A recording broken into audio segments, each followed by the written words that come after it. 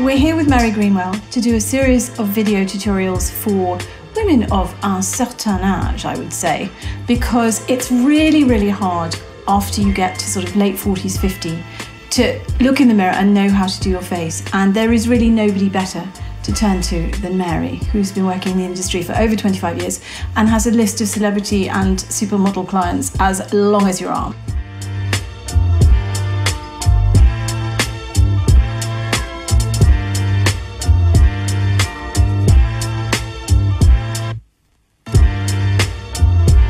So the first most important thing is to get the colour and the texture of the foundation right for your skin. And what you've done, Mary, is you've just applied lots and lots of moisturiser to Jules. Do you have to test whether the foundation fights with the moisturiser? Is it a bit of trial and error? It is a bit of trial and error.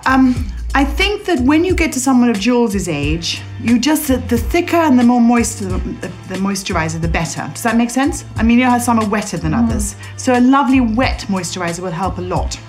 And I have to say, this is where I'm going to sound very elitist, but honestly, at your age, use a really good moisturiser and use a really good foundation. So I'm going to go for the new Chanel, okay, which actually isn't coming out till January, but hey, never mind, I'm privileged to have it.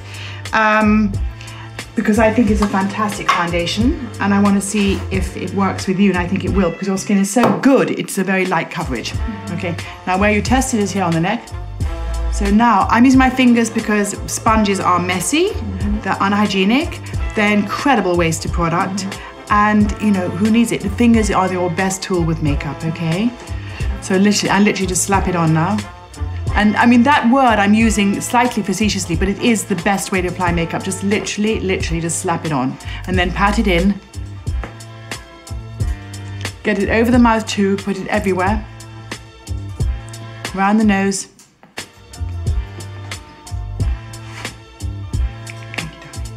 Take it down the neck a bit, just because you really don't want any divide between the makeup and the skin and the skin texture. It also provides the same texture as your face then, because often the neck texture of someone older, you don't have this problem, can be quite wrinkly. So just taking the makeup down a little bit down the neck will help to disguise colour deterioration and sort of, if you like, give the same texture as a face, okay? Because it's the same product on the neck. You will always have makeup going into lines and weird places and not looking good when you haven't blended in properly. Spend time, this is the one thing you spend time on. But it has brought your skin down. It has brought your skin down a few tones, but in fact it's exactly the perfect colour for you. But that's an age thing, because maybe 10 years ago you wouldn't have had that issue. No. Your face would have been as pale as your décolleté, but it's not now. We all get much more high colour as we get older. Yeah. So that's where I also have to correct that. So that's why you always test the colour on your neck. Right. Not on your cheek. Makes sense. Not on the side of your face here, which people advise you to do. No, wrong place. On your neck here. Okay, there's two kinds of concealers. There's concealer to cover up blemishes, and there's concealer to go underneath the eye, which is a reflective light concealer, okay? So I'm going to first of all use a reflective light concealer under the eye. This normally comes in a wand. The classic is Touche Éclat, we all know and love. I'm using actually a Dior one. And it's the same thing, same principle, twist and apply. Now, I apply it a lot more thickly than most people do. Okay, a lot of people go tap, tap, tap, and go, where's the point of that?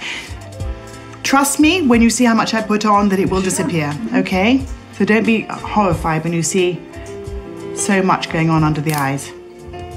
Everything in makeup is about lifting, okay? Especially after a certain age, you want everything to be lifted. You never, ever draw down on the face, ever. This will absolutely knock 10 years off you if you do this properly. Good. Okay, but seriously, it does. I mean, already you can see, I hope the camera can see, but it is amazing. I mean, your skin is now absolutely immaculate. We've used two products. Good. We have foundation and light reflective concealer under your eyes, maximum. That's all it is. You don't need any concealer like a solid concealer. No. My favourite solid concealer is actually Bobbi Brown. I'm privileged enough to have a great big palette. Yeah. Wow.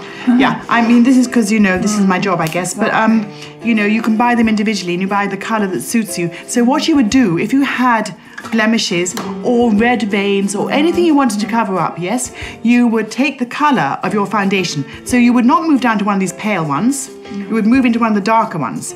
But what you always needed to be, the light reflective color, is to be at least 3 tones paler than your foundation, yes. Okay? This is why you have 2 concealers. One for blemishes, which is exactly the same color as your foundation, and one under eye concealer, which is paler. All right? Yeah. Now look up, and now I'm gonna pat this in. I'm not gonna rub it in, I'm gonna pat it in. And I'm gonna take it right onto the cheekbone here. So what I'm doing is I'm lifting the entire eye area and the cheekbone and giving already definition to the cheekbone. Okay, right, so now that's really your skin done for the time being.